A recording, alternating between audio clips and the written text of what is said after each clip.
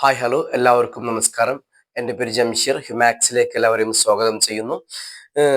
ഒരു chapter, 2 question, sure answer sure mark എന്ന motto ഉയർത്തിപ്പിടിച്ചുകൊണ്ട് നമ്മൾ നടത്തുന്ന എക്സാം ക്യാമ്പയിനിലേക്ക് എല്ലാവരും ഒരിക്കൽ കൂടി സ്വാഗതം ചെയ്യുകയാണ്. ഇന്ന് നമ്മൾ ചർച്ച ചെയ്യുന്നത് +1 ഹിസ്റ്ററിയിലെ 6ാമത്തെ ചാപ്റ്റർ ആയിട്ടുള്ള 3 വിഭാഗങ്ങൾ അല്ലെങ്കിൽ 3 ക്രമങ്ങൾ എന്ന് പറയുന്ന ചാപ്റ്ററാണ്. ഫ്രഞ്ച് വിപ്ലവമാണ് ഈ ചാപ്റ്ററിലുടനീളം പറഞ്ഞു വെക്കുന്നത്. അവിടുത്തെ സാമൂഹിക, സാമ്പത്തിക, രാഷ്ട്രീയ മലക്കം മറിച്ചിലുകളും അതിലെ രാജാവിന്റെ കോൺട്രിബ്യൂഷനുകളും ഒക്കെ പറയുന്ന ഒരു ചാപ്റ്ററാണിത്. പക്ഷെ എക്സാമിൽ ഈ ഭാഗത്ത് നിന്ന് ഏറ്റവും കൂടുതൽ വന്നിട്ടുള്ളത് അവര് ആ സമൂഹത്തെ 3 തട്ടുകളായി തിരിക്കപ്പെട്ടിരുന്നു. ഇതിലേതെങ്കിലും തട്ടിലായിരിക്കും ആ സമൂഹത്തിൽ ജീവിക്കുന്ന ഓരോ ആളുകളും ഉണ്ടായിരുന്നത്. ഫ്രഞ്ചിൽ ജീവിക്കുന്ന ഒരു മനുഷ്യൻ ഈ 3 തട്ടിൽ ഏതെങ്കിലും ഒരു തട്ടിലുണ്ടായിരിക്കും. ഓക്കെ, അങ്ങനെ 3 തട്ടുകളായിട്ട് തിരിക്കപ്പെട്ടിരുന്നു. അതിൽ ഏറ്റവും മുകളില് ഉണ്ടായിരുന്നത് പുരോഹിത വർഗവും, അതിന് താഴെ പ്രഭുവർഗവും, അതിന് താഴെ സാധാരണ കർഷകരും. ഇങ്ങനെ 3 വിഭാഗമായിരുന്നു ഉണ്ടായതായിട്ട് പറയുന്നത്. ഇനി ഇവര് എങ്ങനെയാണ് സമൂഹത്തിൽ ജീവിച്ചിരുന്നത്, ഇവരുടെ ഡ്യൂട്ടീസ് എന്തൊക്കെയാണ്, ഇവർക്ക് സമൂഹത്തിലെ വാല്യൂ എന്തൊക്കെയാണെന്നുള്ളത് നമുക്കിനി ചർച്ച ചെയ്യേണ്ടതായിട്ടുണ്ട്. അങ്ങനെ പുരോഹിത വർഗമാണ് 1ാമത്തെ ക്രമത്തിൽ പെടുന്നത്. കത്തോലിക്ക സഭയ്ക്ക് സ്വന്തമായ നിയമങ്ങളും ഭരണാധികാരങ്ങളും നൽകിക്കൊണ്ടുള്ള ഒരു പ്രത്യേക പ്രമേയം തന്നെ ഫ്രഞ്ചിലുണ്ടായിരുന്നു. നികുതി പിരിക്കാനുള്ള അവകാശവും സഭക്കുണ്ടായിരുന്നു. രാജാവിനെ ആശ്രയിക്കാതെ ശക്തമായൊരു സ്ഥാപനമായി നിൽക്കാൻ സഭക്ക് കഴിയുമായിരുന്നത്രേ. പാശ്ചാത്യ സഭയുടെ തലവൻ പോപ്പായിരുന്നു. അദ്ദേഹം റോമിലാണ് താമസിക്കുന്നത്. മിക്ക ഗ്രാമങ്ങൾക്കും സ്വന്തമായി പള്ളികൾ ഉണ്ടായിരുന്നു. എല്ലാവർക്കും പുരോഹിതന്മാർ ആവാൻ കഴിഞ്ഞോളണമെന്നില്ല. പുരോഹിതന്മാരാവാൻ ആർക്കും കഴിയാത്തത് അടിയാളർ, വികലാംഗർ, സ്ത്രീകൾ എന്നിവർക്ക് പുരോഹിതരാവാൻ കഴിയുമായിരുന്നില്ല. പുരോഹിതരാകുന്ന പുരുഷന്മാർക്ക് വിവാഹം ചെയ്യാനും പാടില്ലായിരുന്നു. ബിഷപ്പുമാർ മതരംഗത്തെ പ്രഭുക്കന്മാരായിരുന്നു. പ്രഭുക്കന്മാരെ പോലെ വലിയ എസ്റ്റേറ്റുകൾ ഉടമകളായിരുന്നു അവര്. പ്രൗഢമായ കൊട്ടാരങ്ങളിലാണ് അവർ താമസിച്ചിരുന്നത്. കർഷകരിൽ നിന്നും പിരിച്ചെടുത്തിരുന്ന നികുതി ടൈദ് എന്നറിയപ്പെട്ടിരുന്നു. ഒരു വർഷത്തിൽ മൊത്തം ഉൽപാദനത്തിന്റെ 1/10% സഭക്ക് കൊടുക്കണമായിരുന്നു അത്രേ. ഇതൊക്കെയാണ് പുരോഹിത വർഗവുമായിട്ട് പറയാനുള്ളത്. വിവാഹം കഴിക്കാൻ പാടില്ല, മാത്രമല്ല സ്ത്രീകൾ, വികലാംഗർ, അതുപോലെ തന്നെ സമൂഹത്തിൽ ഏറ്റവും താണ വിഭാഗത്തിൽപ്പെട്ടവർ, ഇവരൊന്നും അല്ലെങ്കിൽ പുരോഹിതനാവാനും പാടില്ല.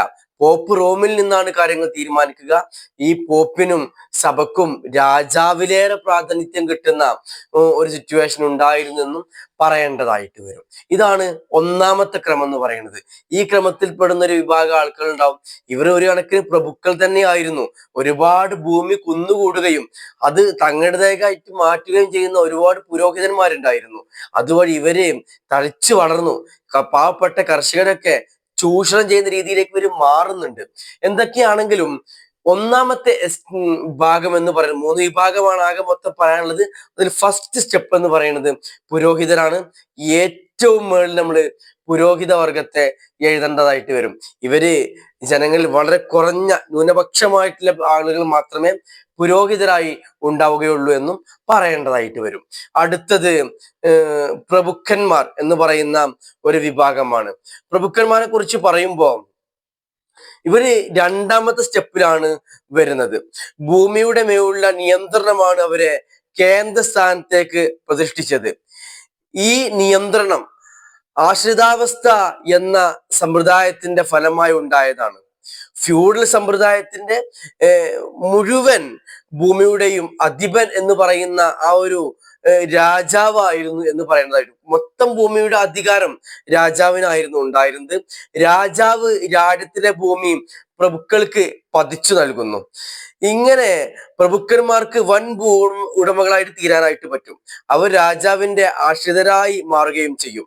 പ്രഭുക്കന്മാർ രാജാവിനെ തങ്ങളുടെ മേലാളിനായി, യജമാനായി അംഗീകരിച്ചു എന്നുള്ളതാണ് മറ്റൊരു വാസ്തവമായ സത്യം. രാജാവ് തന്റെ ആശ്രിതന് സംരക്ഷണം നൽകണമെന്നും ആശ്രിതനായ പ്രഭു രാജാവിനോട് കൂറുപുലർത്തുന്നതാണെന്നും വാഗ്ദാനം ചെയ്യണമായിരുന്നു അത്രേ. പ്രഭുക്കന്മാർ തങ്ങളുടെ ഭൂമി കർഷകനു നൽകി. പ്രഭുക്കർ രാജാവിനും കർഷകർക്കും ആശ്രിതരായി തീർന്നു. ആശ്രിതന്മാർക്ക് ഭൂമി കൈമാറിയത് വിപുലമായ ചടങ്ങുകളുടെയും അതുപോലെ തന്നെ വലിയ ആചാരങ്ങളുടെയും ഉടമ്പടിയോട് കൂടിയായിരുന്നു. പള്ളിയിൽ വെച്ച് ബൈബിളിനെ സാക്ഷിയാക്കിയാണ് ആശ്രിതർ പ്രതിജ്ഞ എടുക്കുന്നത്. ഈ ചടങ്ങു നടക്കുമ്പോൾ ഭൂമിയുടെ ചിഹ്നം എന്ന നിലയിൽ ആശ്രിതന് യജമാൻ ഒരു ലിഖിത പ്രമാണമോ അല്ലെങ്കിൽ തണ്ടപ്പേരോ അല്ലെങ്കിൽ മൺകട്ടയോ നൽകുമായിരുന്നു. പ്രഭുക്കന്മാർക്ക് ധാരാളം വിശേഷാധികാരങ്ങളും പദവികളും ഉണ്ടായിരുന്നു. തൻ്റെ സമ്പത്തിന് മേൽ പ്രഭുവിന് സമ്പൂർണ്ണ നിയന്ത്രണം ഉണ്ടായിരുന്നു. അദ്ദേഹത്തിന് സ്വന്തമായി സൈന്യത്തെ രൂപീകരിക്കണമായിരുന്നു. അതുപോലെ തന്നെ പ്രഭുവിന് സ്വന്തമായ കോടതികൾ ഉണ്ടായിരുന്നു. സ്വന്തമായി പണമിടപാട് നടത്താനുള്ള അധികാരം ഉണ്ടായിരുന്നു. തൻ്റെ ഭൂമിയിൽ അധിവസിക്കുന്ന എല്ലാ ജനങ്ങളുടെയും യജമാനായിരുന്നു പ്രഭു എന്ന് പറയുന്നത്. പ്രഭു ഒരു ചെറിയ രാജാവ് തന്നെയാണെന്ന് പറയേണ്ടതായിട്ട് വരും. രാജ്യത്തിലുള്ള മുഴുവൻ ഭൂമിയുടെയും മൊത്തം അവകാശം രാജാവിനാണ്. ഈ രാജാവിന് പ്രഭുക്കന്മാർക്ക് ഭൂമി പകച്ചു കൊടുക്കുകയാണ് ചെയ്യുക. പതിച്ചു കൊടുക്കുന്ന ഭൂമിയിൽ കൃഷി നടത്തേണ്ടതും അവിടെ ജോലിക്കാരെ വെക്കേണ്ടതും ആ ജോലിക്കാർക്ക് വേണ്ടതിൽ ഭൂമിയെ കൃത്യമായിട്ട് അളന്നു തിട്ടപ്പെടുത്തി തന്റെ ഭൂമിയെ സംരക്ഷിക്കാനുള്ള സൈന്യത്തെ വെക്കേണ്ടതും ഒക്കെ പ്രഭുക്കന്മാരുടെ ചുമതലയായിരുന്നു. അവര് ഒരു മധ്യവർത്തികളായിരുന്നു എന്ന് പറയേണ്ടതായിട്ട് വരും. രാജാവിനും കർഷകർക്കും ഇടയിലുള്ള മധ്യവർത്തികളായിട്ടാണ് അവരെപ്പോഴും പറയപ്പെടുന്നത് എന്ന് പറയേണ്ടതായിട്ട് വരും. അഥവാ ചൂഷണത്തിന്റെ മറ്റൊരു ഭാണ്ഡക്കെട്ടുകൂടി തുറക്കുന്നുണ്ട്. നികുതി പിരിക്കാനും കോടതി പോലെ കോർട്ട് മാർഷൽ ചെയ്യാനൊക്കെയുള്ള വലിയ അവകാശങ്ങൾ രാജാവ് പ്രഭുക്കന്മാർക്ക് നൽകിയതായിട്ട് പറയുന്നുണ്ട്. ഇതാണ് രണ്ടാമത്തെ ഭാഗം എന്ന് പറയുന്നത്. ഫസ്റ്റ് ഭാഗം എന്ന് പറഞ്ഞാൽ അത് പുരോഹിതരാണ്. രണ്ടാമത്തെ ഭാഗം എന്ന് പറഞ്ഞാൽ അത് പ്രഭുക്കന്മാരാണ്. ഇവര് ഭൂപ്രഭുക്കന്മാരാണെന്ന് പറയേണ്ടതായിട്ട് വരും. ഒരുപാട് ഭൂമികളുടെ അധിപനാണ്, യജമാനാണ്. രാജാവ് കഴിഞ്ഞാൽ ഒരു സെക്കൻഡ് കിങ്, ഒരു സെക്കൻഡ് രാജാവൊക്കെ ആയിട്ട്, ഒരു രണ്ടാം രാജാവായിട്ട് രാജ്യത്ത് വിലസിയിരുന്ന ആളുകളാണ് പ്രഭുക്കന്മാർ എന്ന് പറയുന്നത്. മൂന്നാമത്തെ ക്രമം കർഷകരാണ്. ഏറ്റവും താഴെയുള്ളവര്, അടിയാളർ എന്നൊക്കെ പറയുന്ന വിഭാഗം, ചൂഷണത്തിന് എപ്പോഴും പാത്രീഭൂതരായിരുന്ന, എപ്പോഴും ചൂഷണത്തിന് ഇരയായിരുന്ന ഒരു വിഭാഗമായിരുന്നു കർഷകർ എന്ന് പറയുന്നത്. സ്വതന്ത്ര കർഷകർ, അതുപോലെ അസ്വതന്ത്ര കർഷകർ, ഇങ്ങനെ രണ്ട് തരത്തിലുള്ള കർഷകർ ഈ കാലത്ത് ജീവിച്ചിരുന്നു. എന്താണ് സ്വതന്ത്ര കർഷകർ? അവർ ഭൂമി കൈവശം വെച്ചിരുന്നു. അവർ ഭൂമിയുടെ കുടിയാന്മാരായിരുന്നു. വർഷത്തിൽ ചുരുങ്ങിയത് 40 ദിവസമെങ്കിലും പ്രഭുവിന് വേണ്ടി അവർ സൈനിക സേവനം അനുഷ്ഠിക്കണമായിരുന്നു. ആഴ്ചയിൽ 3 ദിവസമെങ്കിലും പ്രതിഫലമില്ലാതെ പ്രഭുവിന്റെ എസ്റ്റേറ്റിൽ ജോലി ചെയ്യണമായിരുന്നു. അതുപോലെ തന്നെ കിടങ്ങു കുഴിക്കുക, വിറക് ശേഖരിക്കുക, വേലി നിർമ്മിക്കുക, റോഡുകളുടെയും കെട്ടിടങ്ങളുടെയും അറ്റകുറ്റപ്പണികൾ ചെയ്യുക തുടങ്ങിയ സൗജന്യ സേവനങ്ങൾ അവർ ചെയ്യണമായിരുന്നു. കർഷകരിൽ നിന്ന് രാജാവ് ഈടാക്കിയിരുന്ന നികുതി ടെയ്ലി എന്നറിയപ്പെടുന്നു. ഇവര് നികുതിയും കൊടുക്കണം, പ്രഭുവിന് ഫ്രീ ആയി ജോലിയും ചെയ്തു കൊടുക്കണം, പ്രഭുവിന്റെ സൈനിക സേവനവും ചെയ്തു കൊടുക്കണം. അതിന്റെ പുറമെ ഇവർക്ക് വേണ്ട ഉപജീവന മാർഗവും കണ്ടെത്തണം. എന്തൊരു ടാസ്ക് ആണല്ലേ ഈ പറയുന്ന സ്വതന്ത്ര കർഷകരുടെയൊക്കെ അവസ്ഥ എന്ന് പറയുന്നത്. ഇവര് വല്ലാത്തൊരു ചൂഷണാത്മക സിറ്റുവേഷനിലൂടെയാണ് കടന്നു പോയതെന്ന് പറയേണ്ടതായിട്ട് വരും.